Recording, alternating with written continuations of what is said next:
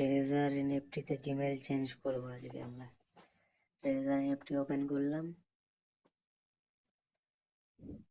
Treasure NFT open হওয়ার পর নিচে ডান সাইডে মাইতে চাপ দেবো। যে ডান সাইডে মাই আবার অন্য একটা আইডি।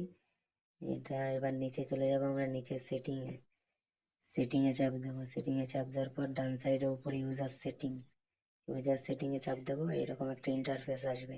আমার ফোন নাম্বার, জিমেল, এখানে সব কিছুই আছে। উপরে আমার ইউজার নেম দেখাচ্ছে, যে নাম্বার দিয়ে আমি জিমেল খুলেছি সেই নাম্বার, তার নিচে রয়েছে ইমেলটা। এবার ওখান থেকে এখানে চাপ দেবো।